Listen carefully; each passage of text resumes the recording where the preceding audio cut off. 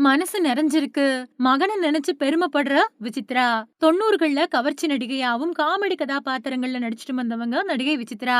போர்க்கொடி படத்தின் மூலமா அறிமுகமான இவங்க, தமிழ் மட்டும் இல்லாம தெலுங்கு, கன்னட மொழிகள்லயும் 100க்கும் மேற்பட்ட படங்கள்ல நடிச்சிருக்காங்க. இவங்க தன்னோட Instagramல சந்தோஷமான ஒரு வீடியோவ பகிர்ந்திருக்காங்க. அந்த வீடியோ இப்போ இணையத்துல ட்ரெண்ட் ஆயிட்டு வருது. கவர்ச்சி, காமெடி படங்கள்ல கலக்கிட்டு வந்த நடிகை விசித்ரா, கல்யாணத்துக்கு பின்னாடி சினிமாவ விட்டு விலகி, குடும்பம், பசங்க அப்படின்னு மலேசியாவுல செட்டில் ஆயிட்டாங்க.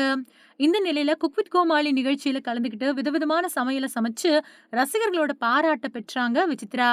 அதுக்கு பின்னாடி பிக் பாஸ் சீசன் 7 நிகழ்ச்சியில கலந்துக்கிட்டாங்க. அந்த நிகழ்ச்சியின் மூலமா இன்றைய தலைமுறையினருக்கும் தெரிஞ்ச முகமா மாறுனாங்க விசித்ரா. பிக் பாஸ் நிகழ்ச்சியில பல வருஷங்களா மனசுல பூட்டி வச்சிருந்த விஷயத்த எல்லாத்தையும் சொல்லி எல்லாரையுமே அதிர்ச்சியில ஆழ்த்துனாங்க. தெலுங்குல ஒரு படத்துல நடிக்க போனப்போ பிரபலமான நடிகர் ஒருத்தர் என்கிட்ட பாலியல் ரீதியா எல்லை மீறி நடந்துக்கிட்டாரு.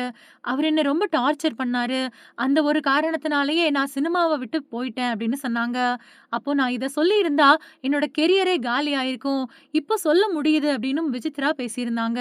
சினிமாவுல பிஸியா நடிச்சுக்கிட்டு இருந்தப்பவே கல்யாணம் வேணாம், சிங்கிளாவே இருந்துடலாம் அப்படின்னு நினைச்சிட்டு இருந்த விசித்ரா, கல்யாணத்துக்கு பின்னாடி கணவருக்காகவும், குழந்தைகளுக்காகவும் சினிமாவ விட்டு விலகி 3 மகன்களையும் பொறுப்போட வளர்த்துட்டு வராங்க. இப்போ விசித்ராவோட மூத்த மகன் ரோஹன் சாஜி எம்பிஏ பட்டம் பெற்றிருக்காரு. இந்த பட்டமளிப்பு விழா வீடியோவ தன்னோட Instagramல வெளியிட்டிருக்காங்க நடிகை விசித்ரா. சின்னஞ்சிறு அடிகளில் இருந்து பெரிய தாவல்கள் வரை இன்று என் மகன் எம்பிஏ பட்டம் பெறுகிறான். பெருமையால் என் இதயம் நிரம்பி வழிகிறது அப்படின்னு பதிவிட்டிருக்காங்க. இத பார்த்து பல பேரு நடிகை விசித்ராவுக்கு வாழ்த்துக்கள சொல்லிட்டு வராங்க.